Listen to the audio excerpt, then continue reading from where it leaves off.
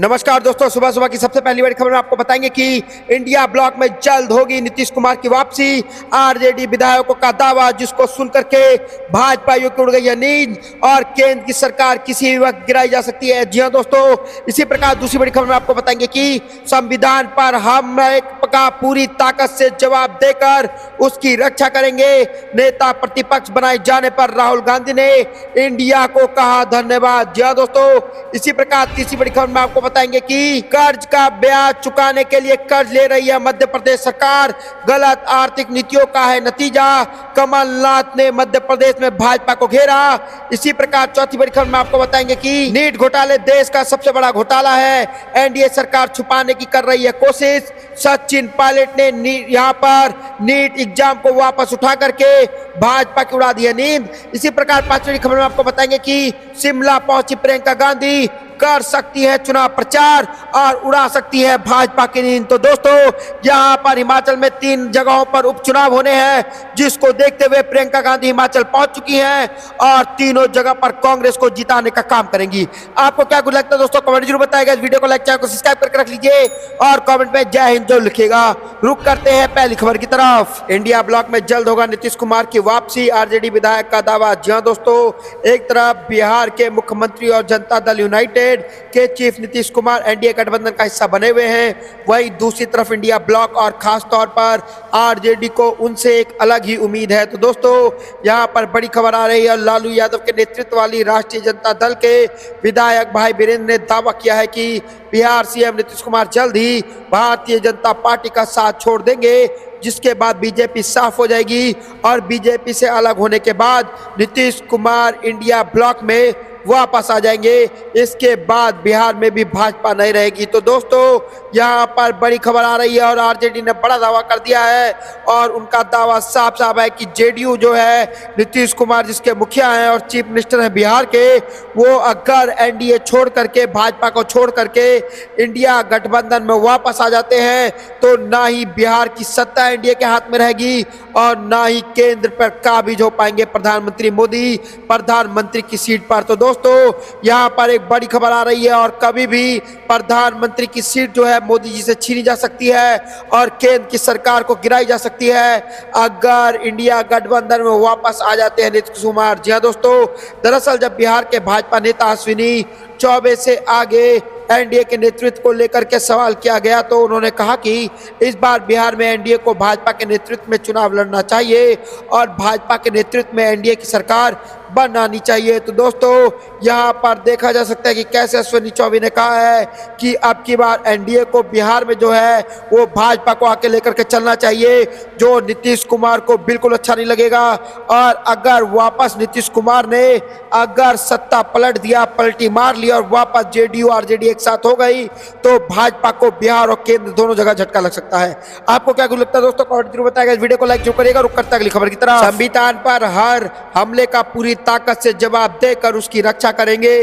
नेता प्रतिपक्ष बनाए जाने पर राहुल गांधी ने इंडिया को कहा धन्यवाद। जी हां दोस्तों, कांग्रेस नेता राहुल गांधी ने लोकसभा में नेता प्रतिपक्ष बनाए जाने के लिए इंडिया गठबंधन और कांग्रेस कार्यकर्ताओं को धन्यवाद दिया है। साथ ही उन्होंने कहा कि विपक्ष का नेता बनना सिर्फ एक पद नहीं है बल्कि बहुत बड़ी जिम्मेदारी है। जी हां दोस्तों, यहाँ पर बड़ी खबर आ रही है जिसकी वह पूरी ताकत से निर्वाह करेंगे। कांग्रेस के पूर्व अध्यक्ष ने देश की जनता से कहा कि नहीं, यहाँ पर आपके लिए हूँ, आपका हूँ। तो दोस्तों, राहुल गांधी ने सोशल मीडिया प्लेटफॉर्म एक्स पर लिखा कि देश की जनता, कांग्रेस के कार्यकर्ताओं और इंडिया के सहयोगियों का मुझ पर भरोसा जताने के लिए दिल से धन्यवाद। विपक्ष का नेता सिर्फ एक पद नहीं है, यह आपकी आवाज बनकर आपके हितों और अधिकारों की लड़ाई लड़ने की बहुत बड़ी जिम्मेदारी है। उन्होंने आगे लिखा कि हमारा संविधान गरीब, वंचित, अल्पसंख्यकों, किसानों, मजदूरों का सबसे बड़ा हथियार है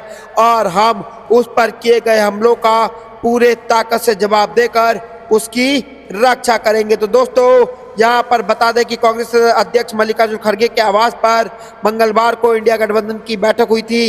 इस बैठक में गठबंधन के लगभग सभी पार्टी के नेता शामिल हुए और बैठक में राहुल गांधी को नेता प्रतिपक्ष चुना गया है। तो दोस्तों यहाँ पर नेता प्रतिपक्ष चुने जाने पर राहुल गांधी ने संविधान पर हर हमले का पूरी ताकत से जवाब देकर उसकी रक्षा करेंगे और नेता प्रतिपक्ष बनाए जाने पर राहुल गांधी ने इंडिया गठबंधन और पूरे देश को धन्यवाद किया है और भाजपा सरकार को घेरते हुए कहा है कि अगर अब किसान या वंचित लोगों पे कोई भी ऐसा प्रहार किया जाएगा तो उसको नेता प्रतिपक्ष के तौर पर रोकने की जिम्मेदारी अगर किसी की होगी तो राहुल गांधी की होगी। दोस्तों आपको क्या कुछ लगता है कमेंट जरूर बताइएगा। इस वीडियो को लाइक जरूर करिएगा। रुक करते हैं अगली खबर की तरफ। कर्ज का ब्याज चुकाने के लिए कर्ज ले रही है मध्य प्रदेश सरकार, गलत आर्थिक नीतियों का है नतीजा, कमलनाथ। जी हाँ दोस्तों, मध्य प्रदेश सरकार पर बढ़ते कर्ज को लेकर के कांग्रेस के नेता और पूर्व मुख्यमंत्री कमलनाथ ने बड़ा हमला बोला है। कमलनाथ ने आरोप लगाया कि राज्य सरकार कर्ज का ब्याज चुकाने के लिए भी कर्ज ले रही है। उन्होंने कहा कि मध्य प्रदेश सरकार वित्तीय वर्ष 2024-25 के लिए 88,000 करोड़ रुपए का कर्ज लेने जा रही है। पहले से ही मध्य प्रदेश पर 3.5 लाख करोड़ से ज्यादा का कर्ज है। वर्तमान प्रस्तावित कर्ज के बाद मध्य प्रदेश पर लगभग 4.38 लाख करोड़ का कर्ज हो जाएगा। तो दोस्तों कर्ज में डूबी मध्य प्रदेश सरकार की हालत यह हो चुकी है कि अब उन्हें कर्ज का ब्याज चुकाने के लिए भी कर्ज लेना पड़ता है। यह गलत आर्थिक नीतियों और यहाँ पर निर्णयों की देन है। जो दोस्तों यहाँ पे कांग्रेस के वरिष्ठ नेता कमलनाथ का आरोप है कि मध्य प्रदेश की भाजपा सरकार लगातार कर्ज लेकर ठेका देना और कमीशन बटोरने में लगी रहती है और जनता पर कर्ज का बोझ बढ़ता जा रहा है। तो दोस्तों यहाँ पर कमलनाथ ने बुरी तरीके से मध्य प्रदेश में मोहन यादव सरकार को घेर लिया है और साफ साफ कह दिया है कि कर्ज का लोन चुकाने के लिए भी अगर कर्ज लेना पड़े प्रदेश को तो यहाँ पर जो है वो जो नीति बनाई जा रही है उस नीति में कोई गड़बड़ी है। तो दोस्तों उन्होंने राज्य के मुख्यमंत्री डॉक्टर मोहन यादव को सुझाव देते हुए कहा कि प्रदेश की जनता को और ज्यादा कर्ज के बोझ में दबाने की बजाय प्रदेश पर मौजूदा कर्ज को चुकाने और कर्ज मुक्त मध्य प्रदेश बनाने की दिशा में पहल करें। तो दोस्तों यहाँ पर बड़ी खबर आ रही है और मध्य प्रदेश बुरी तरीके से यहाँ पर कर्ज में डूब चुकी है और कर्ज का ब्याज चुकाने के लिए भी कर्ज ले रही है मध्य प्रदेश सरकार। और ये सब अगर किसी की गलती है तो ये गलत आर्थिक नीतियों का नतीजा है और इसको लेकर के कमलनाथ ने मोहन यादव सरकार को घेर लिया है। आपको क्या कुछ लगता है दोस्तों कमेंट जरूर बताइएगा। इस वीडियो को लाइक जो करेगा। रुक करते हैं अगली खबर की तरफ। नीट घोटाला देश का सबसे बड़ा मुद्दा, एनडीए सरकार छुपाने की कर रही है कोशिश, सचिन पायलट का बड़ा बयान। जी हाँ दोस्तों, कांग्रेस महासचिव और राजस्थान के पूर्व उप मुख्यमंत्री सचिन पायलट ने नीट परीक्षा विवाद पर एनडीए सरकार पर निशाना साधा है। पायलट ने कहा है कि नीट घोटाला देश का सबसे बड़ा मुद्दा है लेकिन मोदी सरकार इसे छिपाने की कोशिश कर रही है। पायलट ने मांग की कि इस घोटाले की जिम्मेदारी लोगों को नहीं बचाना जाना चाहिए। सचिन पायलट ने जयपुर में अपने आवास पर कहा कि नीट घोटाले के कारण लाखों युवा सदमे में हैं। शुरुआत में सरकार का रवैया अड़ियल था लेकिन बाद में अपनी गलती मान ली। अब जिस तरह से मामले को छुपाने का काम किया जा रहा है वह ठीक नहीं है। उन्होंने कहा कि स्वतंत्र भारत के इतिहास में पहली बार हमारे देश में शिक्षित बेरोजगारों की संख्या सबसे ज्यादा है। सरकार को इस चुनौती का समाधान खोजने के लिए काम करना चाहिए। सचिन पायलट ने मांग की कि इस घोटाले के लिए जिम्मेदार लोगों को नहीं बचाना जाना चाहिए। सरकार को इस पर कार्रवाई करनी चाहिए। जिस तरह से नीट मामले के बाद अन्य परीक्षा रद्द की गई उससे सरकार की एक व्यवस्थित विफलता साबित होती है। उन्होंने आगे कहा कि राज्य सरकार प्रदेश के लोगों को बुनियादी सुविधाओं देने में विफल रही है। हम राज्य में बिजली और पानी की वास्तविक स्थिति देख सकते हैं। ऐसी स्थिति में हम उपचुनाव मजबूती से लड़ेंगे। तो दोस्तों यहाँ पर सचिन पायलट ने साफ साफ कह दिया है कि सरकार की नाकामी है पेपर लीक होना। जो भी पेपर होता है अब पेपर होने से पहले हमारे देश में पेपर लीक हो जाते हैं और ये अगर नाकामी है तो ये भाजपा सरकार की नाकामी है। आखिरकार केंद्र सरकार इस पर ध्यान क्यों नहीं दे रही है? ये हमारे देश के भविष्य की बात है, युवाओं के फ्यूचर की बात है, युवाओं के भविष्य की बात है और इस पर मोदी सरकार जो है वो मौन धारण किए हुए है। इस पर कोई कार्रवाई भारत सरकार को जल्द से जल्द करना चाहिए। आपको क्या कुछ लगता है दोस्तों कमेंट जरूर बताइएगा। इस वीडियो को लाइक जरूर करिएगा। रुक करते हैं अगली खबर की तरफ। पहुंची प्रियंका गांधी, कर सकती हैं चुनाव प्रचार। जी हां दोस्तों, अखिल भारतीय कांग्रेस कमेटी की महासचिव प्रियंका गांधी राजधानी शिमला पहुंची हैं। शिमला से सटे छरावड़ा में प्रियंका गांधी का निजी आवास है और चंडीगढ़ में सड़क मार्ग से होते हुए प्रियंका शिमला पहुंची। आगामी 2-3 दिन तक प्रियंका गांधी का शिमला में ही ठहरने का कार्यक्रम है। तो दोस्तों, यहां पर बड़ी खबर आ रही है और संभावित है कि प्रियंका गांधी हिमाचल के 3 विधानसभा क्षेत्र देहरा, नालागढ़ और हरीमपुर में होने वाले उपचुनाव के लिए प्रचार भी कर सकती हैं। कांग्रेस हाईकमान ने पार्टी के स्टार प्रचारकों की सूची में प्रियंका गांधी का नाम पहले नंबर पर रखा हुआ है। 2022 में हुए विधानसभा चुनाव और बीते दिनों हुए लोकसभा चुनाव के दौरान भी प्रियंका गांधी ने शिमला स्थित अपने घर से कांग्रेस पार्टी के प्रचार की कमान संभाली थी। पार्टी सूत्रों ने बताया कि शिमला प्रवास के दौरान प्रियंका गांधी उपचुनाव को लेकर के कुछ नेताओं से फीडबैक लेंगी और आवश्यक दिशा निर्देश भी सरकार और संगठन को जारी करेंगी। तो दोस्तों, यहाँ पर हिमाचल प्रदेश में 3 जगहों पर उपचुनाव होने हैं और इस उपचुनाव को देखते हुए प्रियंका गांधी जो हैं वो शिमला पहुंच गई हैं और कर सकती हैं चुनाव प्रचार, जिसके बाद हिमाचल में भाजपा को लग सकता है बड़ा झटका, क्योंकि यहाँ पर दोस्तों चाहे वो लोकसभा हो, चाहे इससे पहले हुए हर राज्य में विधानसभा हो, चाहे हिमाचल में हुआ विधानसभा चुनाव क्यों ना हो, प्रियंका गांधी ने ज्यादा से ज्यादा स्टार प्रचारक के तौर पर प्रचार प्रसार किया था, जनता से मिली थी, वोट मांगने के बाद कांग्रेस को जिताने का काम किया था। उससे पता लगता है कि यहाँ पर भाजपा को रोकने का काम अगर हिमाचल प्रदेश में कोई कर सकता है तो वो प्रियंका गांधी कर सकती है और इस तीनों उपचुनावों पर कांग्रेस को बड़ी जीत दिला सकती हैं। आपको क्या कुछ लगता है दोस्तों, कमेंट जरूर बताएगा। इस वीडियो को लाइक जो करिएगा। रुक करते अगली खबर की तरफ। बिहार में भाजपा और जेडीयू में तनातनी, जमा खान ने समझाया गठबंधन की इज्जत बचाने को, नीतीश कुमार ने कुर्बान की पीएम की कुर्सी। जी हाँ दोस्तों, यहाँ पर बड़ी खबर आ रही है कि ये सभी जानते हैं कि केंद्र की सरकार इस वक्त 2 बैसाखियों पर खड़ी है, मगर अब इस दोनों बैसाखियों में से एक से दरार की आशंका दिखाई देने लगी है। बता यहाँ पर बात बढ़ी तो केंद्र के लिए मुसीबत खड़ी हो सकती है। दरअसल ये आशंका इसलिए जताई जा रही है क्योंकि बिहार सरकार में जेडीयू के मंत्री जमा खान ने ऐसी बात की है कि यहाँ पर जमा खान ने इस बयान के बाद केंद्र राजनीति का माहौल गरमा दिया है और जमा खान ने कहा कि नीतीश कुमार के समर्थन उन्हें प्रधानमंत्री बना सकते थे, लेकिन मुख्यमंत्री नीतीश कुमार ने समझौता किया और उन्होंने कहा कि मुख्यमंत्री नीतीश कुमार ने समझौता कर केंद्र में सरकार बनाना जरूरी समझना, ना कि खुद को प्रधानमंत्री यहाँ पर बनाना समझा। तो दोस्तों, यहाँ पर नीतीश कुमार के लिए भाजपा और जेडीयू में यहाँ पर रार चढ़ गई है यहाँ पर बिहार में,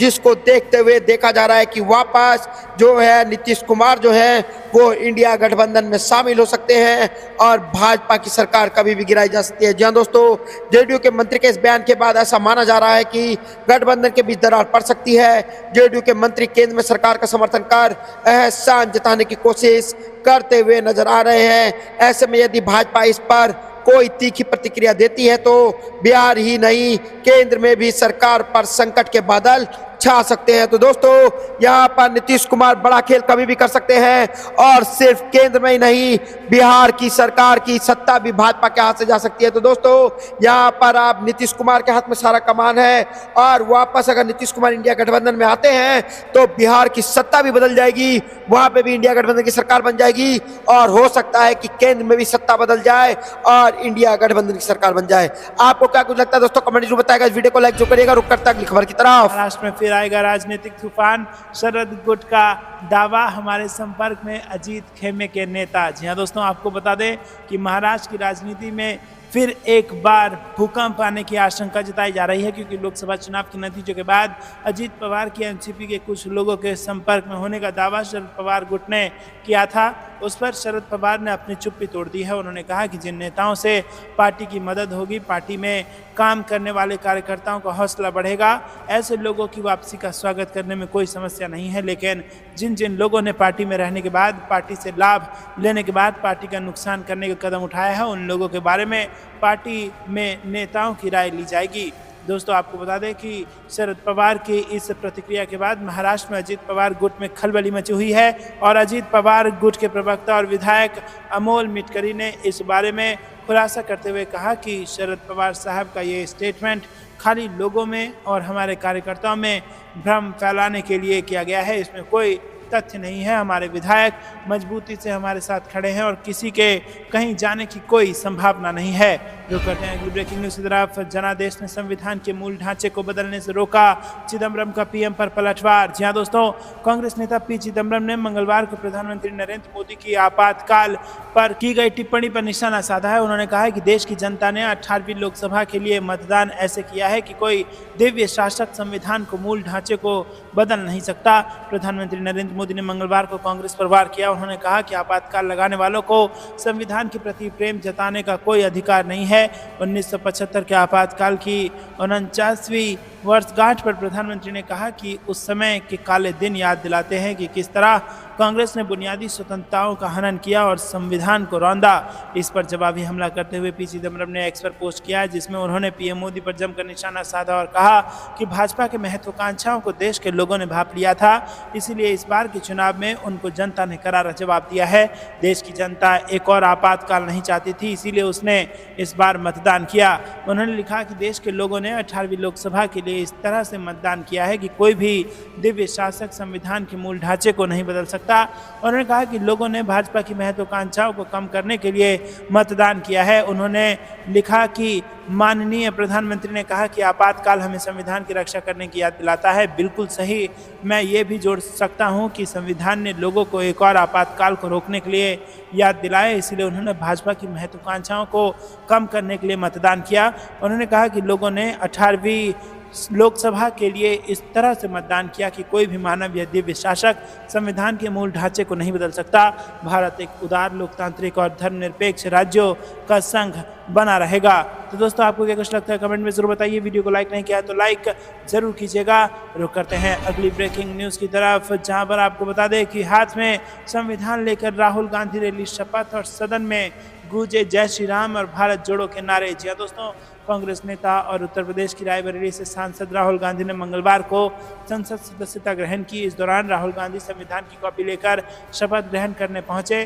शपथ ग्रहण करने के बाद राहुल गांधी ने जय हिंद और जय संविधान का नारा लगाया। शपथ ग्रहण करने के बाद जब राहुल गांधी साइन करने जा रहे थे, तब सदन में मौजूद भारतीय जनता पार्टी के सांसदों ने जय श्री राम के नारे लगाए। दरअसल जब सोमवार को प्रधानमंत्री नरेंद्र मोदी के शपथ ग्रहण के दौरान कांग्रेस नेता राहुल गांधी समेत विपक्ष के कई सांसदों ने संविधान की कॉपी दिखाई थी और राहुल गांधी इस बार उत्तर प्रदेश के रायबरेली लोकसभा क्षेत्र से निर्वाचित हुए हैं। हालांकि इससे पहले वो लोकसभा में केरल के वायनाड और उत्तर प्रदेश के अमेठी का प्रतिनिधित्व कर चुके हैं। शपथ के लिए जब राहुल गांधी का नाम पुकारा गया तो कांग्रेस के सदस्य अपने स्थान पर खड़े हो गए और जोड़ो जोड़ो भारत जोड़ो के नारे लगाने लगे। शपथ ग्रहण में राहुल गांधी ने जय हिंद जय संविधान के नारे लगाए। कांग्रेस नेता राहुल गांधी ने मंगलवार को लोकसभा सांसद के रूप में शपथ ली और अपने हाथ में संविधान लेकर सत्ता पक्ष और विपक्ष दोनों को दिखाया। इस दौरान उन्होंने अपना शपथ ग्रहण जय हिंद जय संविधान के नारे के साथ समाप्त किया। उनके शपथ लेने के बाद भी कांग्रेस सांसदों ने जोड़ो जोड़ो भारत जोड़ो के नारे लगाए। बता दें कि राहुल गांधी ने साल 2022 में भारत जोड़ो यात्रा और इस साल 2024 की शुरुआत में भारत जोड़ो न्याय यात्रा निकाली थी। रुक करते हैं कि ब्रेकिंग न्यूज़ की तरफ। इतिहास में पहली बार होगा लोकसभा स्पीकर पद के लिए चुनाव।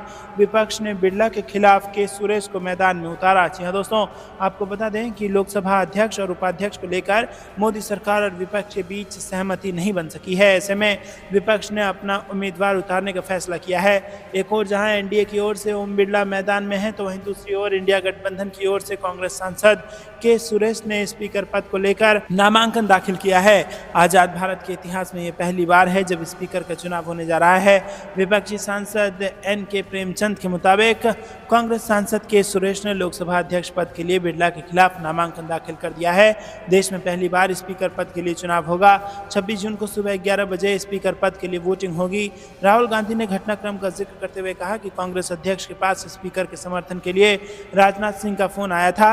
विपक्ष ने साफ कहा है कि हम स्पीकर को समर्थन देंगे, लेकिन विपक्ष को डिप्टी स्पीकर का पद मिलना चाहिए।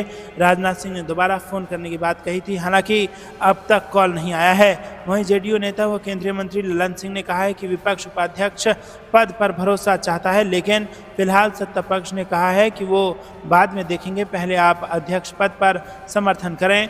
इसके लिए विपक्ष तैयार नहीं हुआ है। विपक्ष शर्तों के आधार पर दबाव बनाना चाहता था।